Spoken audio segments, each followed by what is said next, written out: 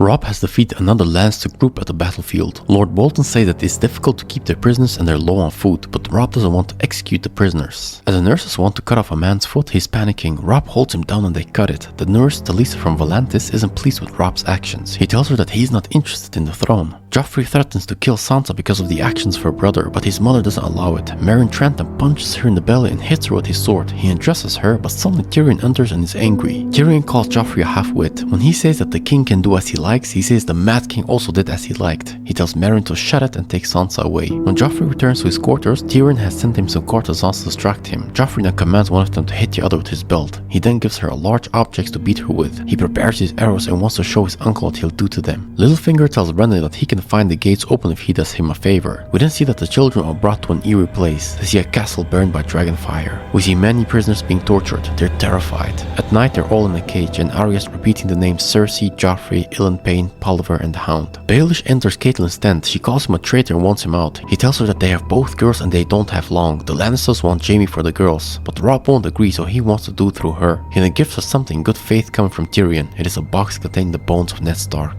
The kids are awoken. The Mountain comes near and selects one of them for torture. He's put on a chair and is asked where the Brotherhood is. He doesn't know, so a rat's put in a basket and it's attached to his belly. They heat the bucket and he then reveals who ate it them, but they then continue to heat it and the rat crawls through his stomach. The rainy night continues and Arya keeps repeating the names. Stannis Baratheon and Renly Baratheon meet up. Renly mocks his religion, but Catelyn tells them to stop. Stannis says that she's on the side of a pretender and the throne is actually his right. Renly says that no one wants him as a king. Stannis gives him one night to consider or he'll be destroyed. The Lady in Red tells him to look at his sins. Daenerys arrives with her people at Qarth, a wealthy city. 13 people are in charge of its governance and protection. The man wants to see the dragons, but Daenerys refuses. He then rejects them entry and turns back. She says when her dragons are born, she'll destroy them and burn the cities to the ground. But another man wants to allow them in and takes a vow. They then open the gates and we see a splendid city. Khaleesi enters with her group. Gendry is put in the chair and he's also asked about the Brotherhood. Tywin suddenly arrives. The prisoners are in the open because the cells are overflowing. Tywin's displeased and says they can use them as workers. When asked, Gendry says that he's a smith. When Polliver threatens to cut down Arya, Tywin says she's a girl and wants her as a cupbearer. Lancel Lannister says that Cersei wants the release of Maester Parcell, but Tywin's aware that he lays with Cersei. He threatens to tell Joffrey about this. He begs him not to and says he'll leave the kingdom. Tyrion says that he should keep obeying Cersei, but from now on he must report to him. He then says that he'll release Parcell, but he won't be on the council any longer.